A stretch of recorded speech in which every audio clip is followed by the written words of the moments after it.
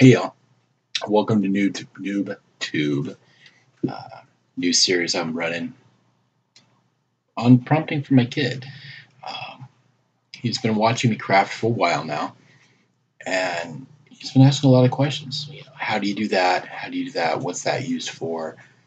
Um, and it really got me thinking about a lot of the questions that I'm being seeing on Facebook in a couple of different groups, the forums, and just friends of mine online asking to learn more because they're fairly new to the craft.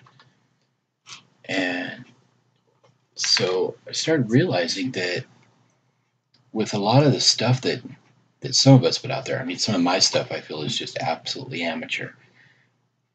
But to other people who are really new, it's not.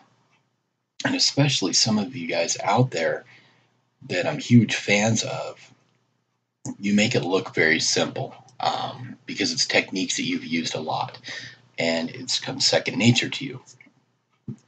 One person who makes it seem so incredibly smooth is Wylock. Incredible guy. If you watch his YouTube channel, it's smooth as silk. Just the way he measures everything out, so precise, and he's got it down to a T. And he's new at doing the videos, but it's very obvious in his builds, or at least it seems anyway, Wylock, that you're not new at doing it. Scotty, who's polished as all get out, been doing it for quite a while, and it comes across, and it's beautiful. But it can be intimidating, and for me, it was in the beginning. And so I know where they're coming from, and I want to help. So, what we're going to do with this series of Noobtube is answer the basic questions. What tools do I need? How do I cut and measure something to where it works correctly? Um, and a lot of people seem to think that they've got to spend a bunch of money to get some of the basic stuff we need, and we'll go over that because, well, you don't. Um, I am lucky enough to live in an area where people throw a lot of stuff away. There's a lot of garage sales where a lot of my stuff goes, I get it out of the free box. And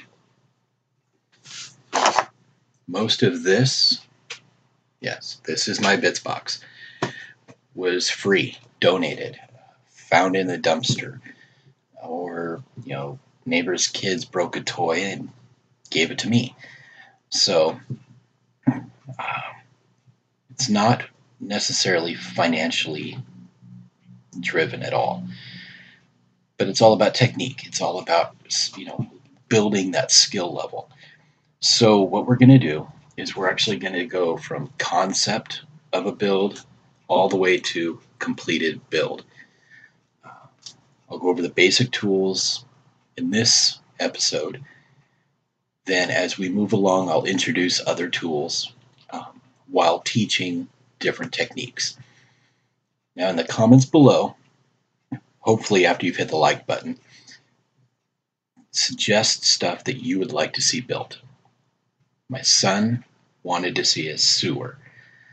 I'm thinking ruins with a portal and a creek. That way there's a lot of different techniques to play with and a lot of different stuff I can show you. Most of the techniques that I've learned came from 2 or 3 different people on YouTube, and then I've adapted some from others. Scotty, DMG, Wylock, it's too many to name. I mean, honestly, the godfathers of the craft, so to speak. And I'll mention them. I'll give them the big shout out every time something I learned from them comes up, and you'll hear that a lot from me. I didn't create 99% of what I'm going to show you. I simply hope to show you in a very simple way so that you can pick it up and adapt your own twist to it. So, like I said, right now what we're going to do is go to the table, which is actually right here, and show you some of the basic tools, show you what I use, and we'll go from there. So, see you in a bit. Okay, so we've taken my ugly mug off the camera and shown you my ugly ass table. This table, this self-healing cutting mat from Crycut, 25 cents at a garage sale just around the corner this summer. So cheap. The table, $5. Can't get better than that. Well, I guess you could and get free. Alright, so the basic tools. I've got here a large AdTech that I got from Walmart, dual temp, and you can go cordless on it, but it does cool down rather quickly. If I unplug it, I've got maybe 5-10 minutes of usability before I've got to plug it back in.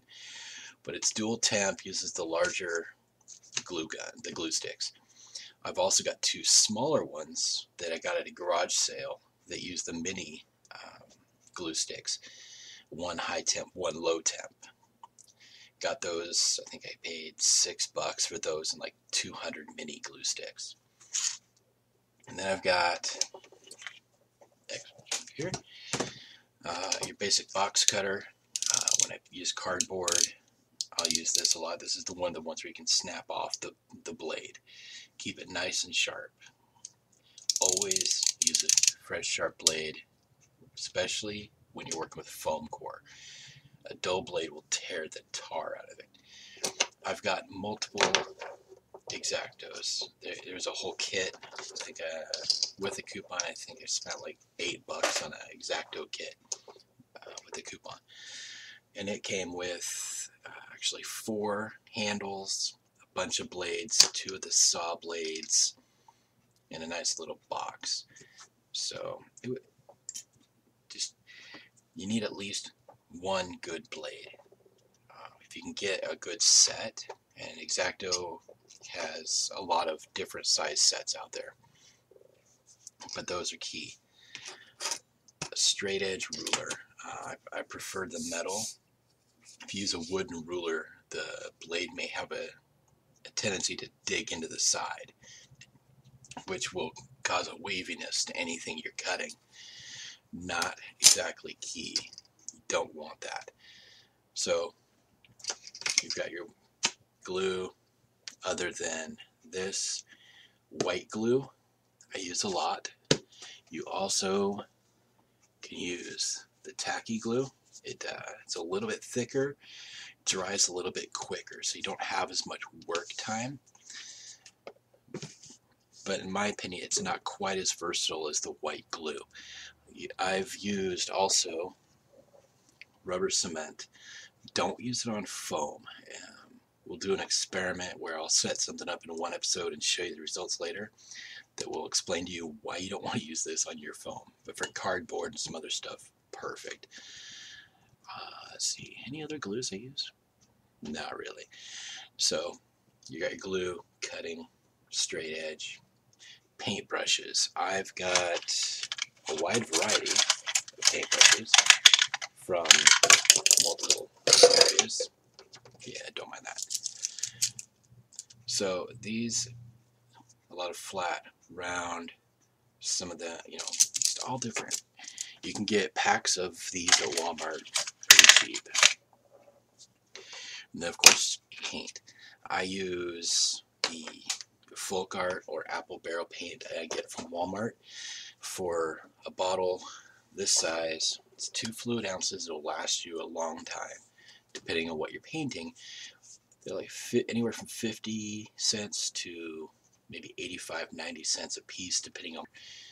A lot of these I also got lucky. My church closed down or not closed down their art thing, but switch paints. They want to go a little more natural and stuff. And so they got rid of all their acrylic paints and gave them to me. So that's the paint. Now we get into the materials. You got a foam core. Dollar Tree is what I use. If you don't have a Dollar Tree, I believe you can actually order it online. You just have to buy in bulk. Characters, It peels super easy, and it takes impressions from anything you want to use as far as to texture it with very easy. So there's that, and then cardboard. That's easy to get. A lot of people ask, where do we get, the double ply, the 3-ply? Honestly, when I need cardboard, I will go to Fred Meyer's, Safeway, Albertsons, any big box stores, and ask them if you can go through the recycling bin.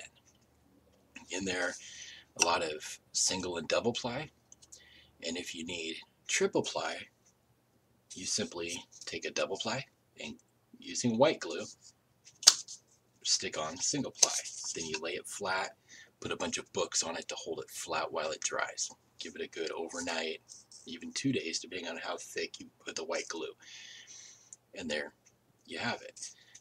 So I've made, oh man, for a project with my son, I think I made a 6-ply cardboard that we end up digging down into to make a small volcano. And so it worked out fairly easy. So those are the basic tools and materials. Now, when you're getting to the point of, your project is put together, you're ready to start painting, you want to make sure you've got a container for water, as well as a rag or something you can use to rinse your brush out and dry it really good.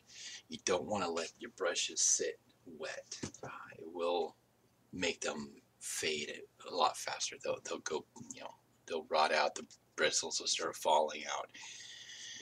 You do not want your brushes to look like a 90-year-old man with mange. So, those are the very basic tools.